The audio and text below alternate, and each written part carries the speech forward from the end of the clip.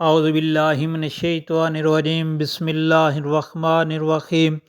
السلام علیکم پیارے بہن بھائیوں، گولڈن لائنز میں آپ کو خوش آمدید کہتا ہوں۔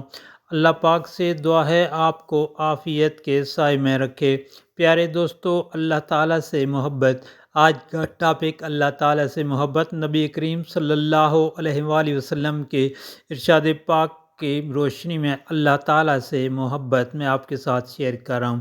حضرت ابو ذر رضی اللہ تعالیٰ عنہ بیان کرتے ہیں کہ رسول اللہ صلی اللہ علیہ وآلہ وسلم نے فرمایا، اللہ کے لیے محبت اور اللہ کے لیے بغض رکھنا افضل ترین اعمال میں سے ہے۔ سنن ابی داؤد کی۔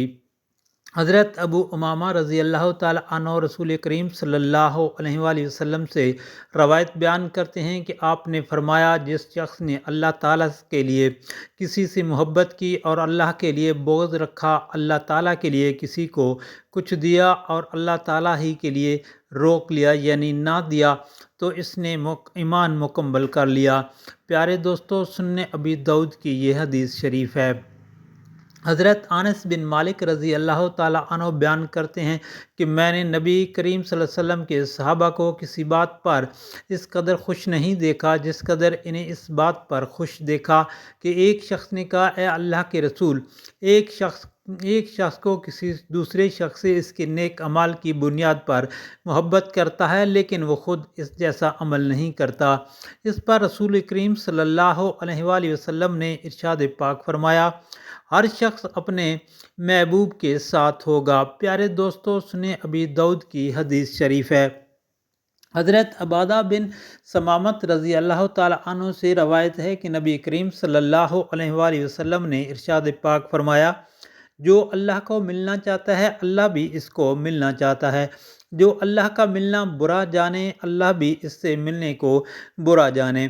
جامعہ ترمذی کی دوستو پیاری حدیث۔ حضرت سہل بن سعد رضی اللہ تعالیٰ عنہ سے روایت ہے کہ ایک آدمی نے عرض کیا، اے اللہ کے رسول، مجھے ایسا عمل بتائیں کہ جس کے کرنے سے اللہ تعالیٰ اور لوگ بھی مجھ سے محبت کریں۔ آپ صلی اللہ علیہ وآلہ وسلم نے ارشاد پاک فرمایا، دنیا سے محبت نہ کرو، اللہ تعالیٰ تم سے محبت کریں گے اور لوگوں کے پاس جو مال ہے اس سے بھی محبت۔ حضرت ابن عباس رضی اللہ تعالیٰ عنہ سے روایت ہے کہ نبی کریم صلی اللہ علیہ وآلہ وسلم نے ارشاد فرمایا، بتلاؤ ایمان کی کون سی کڑی زیادہ مضبوط ہے؟ حضرت ابو ذر رضی اللہ تعالیٰ عنہ نے عرض کیا، اللہ تعالیٰ اور اس کے رسول کو زیادہ علم ہے، لہذا آپ صلی اللہ علیہ وآلہ وسلم ہی ارشاد فرمائیں۔